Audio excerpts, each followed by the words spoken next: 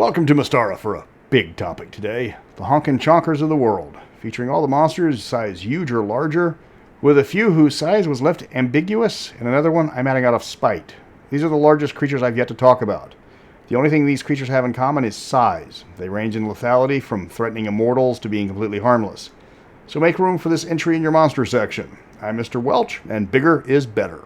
There are 16 creatures on the list. I've left off anything previously covered, like leviathans, juggernauts, all types of dragons and giants.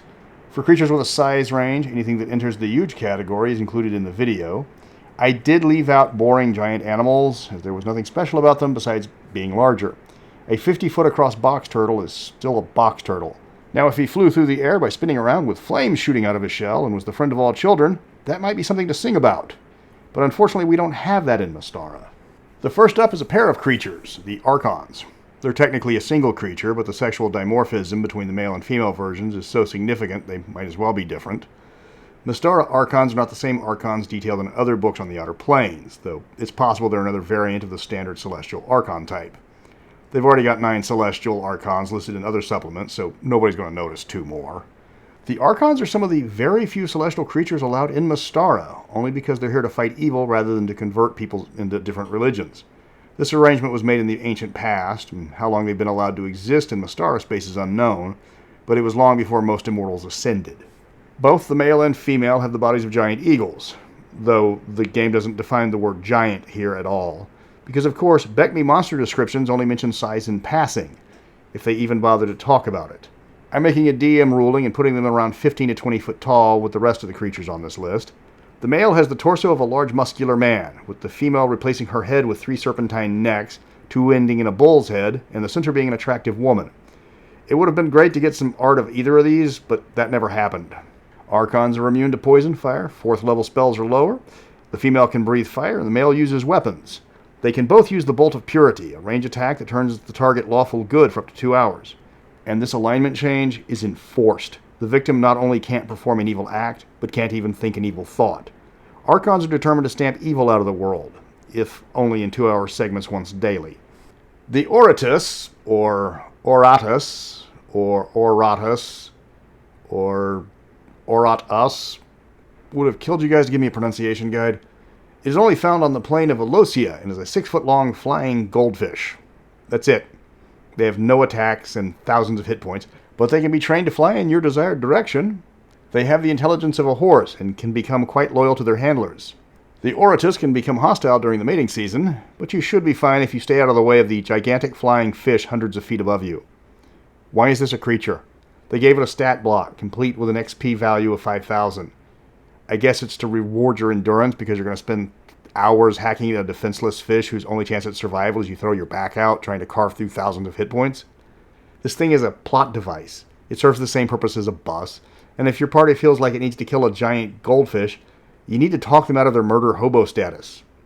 Unless the party is entirely of Rakasta, in which case they're totally justified. The Bak, singular Baka, is a living wall of pure energy. That sounds boring, but it's not, because how many walls can cast immortal level magic? A Baka is created by an immortal to protect up to 1 million cubic feet in an area, and can follow complex instructions in its task. It is able to cast spells to fulfill this role, and it knows every mortal spell, arcane and divine, and it has 5,000 power points. It can wish you to go away 555 times and still have enough power to hit you with a cone of cold. It can be made into any shape, but will always appear made entirely of diamonds. Bak can appear to be walls, gates, doors, or even entire buildings if that's how they're shaped. They're immune to mortal magic, take minimal damage from mortal weapons, and can heal themselves if you somehow whittle down their 1,000 hit points. They can be hostile, understanding, or even helpful, depending on the instructions given by their creator. They are the ultimate do not enter sign, but players will rarely encounter them unless they're running around in the outer planes. The Earthquake Beetle is a 100-foot-long bug with 10 spider legs and the head and neck of a black dragon. So he's not technically a beetle, but who am I to tell him he's wrong? They usually aren't seen on the surface, preferring to burrow underground looking for food. But will emerge if that's where the food is. It's not intelligent and prefers to hunt creatures large size or bigger. It will attack large groups of smaller prey if necessary. It gets its name from the fact that the round before it surfaces, the area is affected like an earthquake spell, and those that survive have to deal with a very large and hungry bug. If injured, it can breathe a stream of acid once a week before it retreats underground. It has difficulty digesting meals, meaning its stomach is often lined with gold or similar. Despite the potential for great treasure, most people are happy to leave it alone. The Bodendrucker was mentioned in the Top Monsters of Mystara video years ago, but it deserves its own mention here. Also known as levelers, these monsters are gigantic elephantine creatures with multiple trunks and feet so large they squash flat anything they step on. Their primary food is purple worms, which they force to the surface and then gore them to death with their tusks. They have been known to destroy castles trying to scratch an itch. They're practically forces of nature. They're not meant to be slain, but tricked or driven away. They have tons of hit points, can one-shot even the tankiest fighters, and are immune to save or die spells. If you need to scare a high-level party, sick one of these things on them. Now, if you needed to scare a party of high-level immortals, there's the Drayden. These creatures are the nastiest things in Mystara, bar none. The smallest Drayden is 19 miles across, the largest double that. They are gigantic crystalline monsters with 20 tubes jutting from their spherical body, and they only want one thing: the destruction of all matter in the multiverse. They are on equal terms with immortal hierarchs, greater gods, archfey, and possibly Chuck Norris. Mortals stand no chance against them. About 1,000 are known to exist. They like to float around looking for undefended planetary systems and eat everything in them. They can devour planets but have to chew through them one bite at a time. Granted, those are pretty sizable bites. They avoid immortals, and immortals avoid them, but both look for any signs of weakness. They are ancient enemies, but neither can wipe the other out. If the home plane of the Drayden could be located, that would give the immortals a chance at stopping them. But after looking at over 1 million planes, the immortals still haven't found it. The elemental rulers serve as the highest sovereigns of their respective planes, commanding legions of elementals and similar creatures and leading entire armies to defend the inner planes. And that's all we know about them. They were given this fantastic write-up with lots of potential and no detail. No description, no motivations, just they're 100 foot tall, they can summon any elemental creature they want, and their followers love them. They've got a ton of rules, a long list of immunities, and every attack they make is save or die. And that's all you get.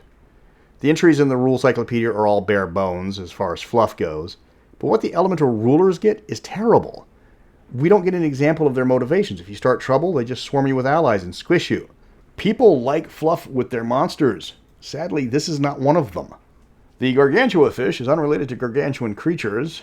It's just a massive fish with an awesome name that it doesn't live up to. And its name is the only reason why it's even on this list. The only thing that stands out for a giant creature is that it lives up to the giant part by being an entire 50 foot long. It's a carp. It can swallow things whole. That's all it does. Just more hit points and a nastier attack. Nothing special, no magical abilities. It doesn't talk to you or grant wishes. Though you could probably sell one of the 5 Shires for a king's ransom. Then we can release the Kraken, or at least our version of the Kraken. To be honest, our version of the Kraken blows. It's still freaking huge, but it's only animal intelligence. Lots of tentacles and loves to eat boats. But he's not the magical mastermind that the other settings have. You can remedy this by making a super intelligent Kraken using their rules, and our version of the Kraken are either immature or just a smaller version of that species. This one is nothing more than a giant octopus, and we've already got those. The Mashers resemble gigantic red centipedes and are found at the ocean bottom trundling along looking for food. While they can bite a man in half, they prefer to use their poisoned tails instead. Being 100 foot long on average, try to stay near the middle of them.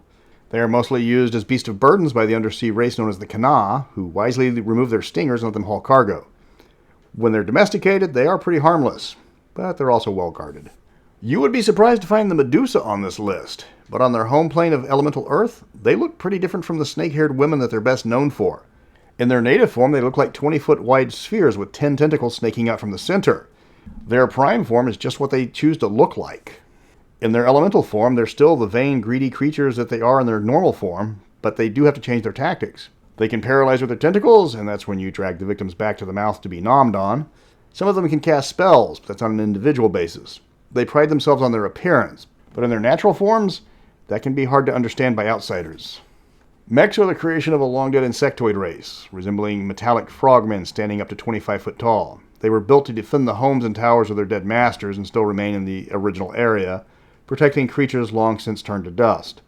The time of their creation is lost to history. No record of the insectoids remain, though some speculate it was during the time of the rise of Blackmoor.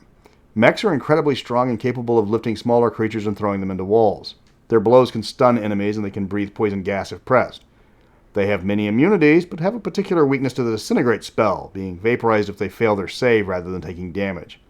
Some wizards have found a way to control a mech, but this is difficult, and if the control is ever lost, the mech will attack the magic user without mercy. Sea gluttons are the first of the 2 Red Coast monsters on the list and are basically magic-wielding sea serpents. They're of an animal intelligence, but a bit more clever than simple fish. They're over 50 feet long and have the whole bite and swallow shtick that similar creatures have. They have legacies, as this is from the Red Steel region, and somehow have an evil alignment despite being neutral hungry in the description. They hunt large predators in the region, keeping their numbers down, and in return are hunted by the sentient sea turtles that live near them. They rarely attack ships, preferring easier prey. You still don't want to get into a tussle with one, but you'd have to get into the water first for them to fight. The Sea Hermit is the other Red Steel creature and one of the nastiest bad boys on this list. Well, aside from the Planet Eater. The Hermit has 2 forms. One is a friendly human beach bum who wants to be your friend and has this excellent shell home that you can totally crash at. The other form is a gigantic crab that stands 60 feet tall and will try to dissect you, probably in its totally awesome shell home that you are now trapped in. These guys have a keen interest in your memories and experience. They gain the spells and abilities from the people that they eat, but they want to study you first. Their crab forms attack like they have swords of sharpness, meaning they will take off limbs on critical hits. They view land-dwelling creatures like we view fish. Landlubbers are there to serve the hermit's curiosity and hunger if necessary. They have their own kingdom at the bottom of the ocean. That's where they carry on their scholarly works in privacy, at least until their subject dies and they must go get a new one. Their one enemy is the Jory, or otter people. They can detect the true nature of the sea hermits and will warn people of the danger. When these 2 meet, the encounter is always less than pleasant. The Spectral Death is on this list because of the art. It's a creature from the quasi-elemental plane of vacuum, one of the rarest creatures found in D&D. It's represented by this massive dark thundercloud that threatens to envelop and drain its victims of their willpower. Then you read the description and this thing is eye to eye with Danny DeVito. Seriously, people, can you put something next to it for scale? Telling me it looks like a thunderstorm makes me think it's the size of a thunderstorm, not a low-flying fog. These guys are called into the Prime with a spell and sent to murder some poor guy. They drain the target's wisdom and eat his soul when that's done. No resurrection, no raised dead, nothing short of a wish will restore the dead guy. If the Soul Eater fails to kill the target within the spell's duration, they return to the Summoner and try to kill him instead. All the while being dwarfed by Michael J. Fox. It does have an enormous ego, so I'll give it that at least. Titans in Mystara are different from the Titans of other planes. These guys were mortals that got close to being considered for immortality, but didn't quite qualify. So they were given a choice. Get turned into Titans, or go back through reincarnation and try again. Those that agreed became 20 feet tall and were given extraordinary powers, though they were capped in that form. They can never become immortal. They have progressed as far as they will ever get. They're happy with this outcome, but occasionally get depressed as well. They serve the immortals in a variety of ways, though never entropic immortals. Those guys prefer fiends over Titans. Mortals can hurt them, but they do have a lot of immunities. If slain, they return to their home plane, where the Hierarch will build them a new body, and then it returns to service. There's anywhere between 20 and 40 Titans in service to the different immortals at any given time. Those are the big boys, and the list of monsters I haven't covered just got considerably shorter. These guys are quite the mixed bag, from planet destroyers to goldfish the size of the Goodyear blimp. There were a few surprises going through the list of monsters, like the Medusa's true form, but others were just disappointing. Still, there's some new creatures for you to play with and possibly TPK your party if they're not careful. Next week is the Brotherhood of the Rad, the society devoted to preserving the Radiance and accidentally destroying the world. Until then, remember, when the elephants fight, it's the grass that suffers.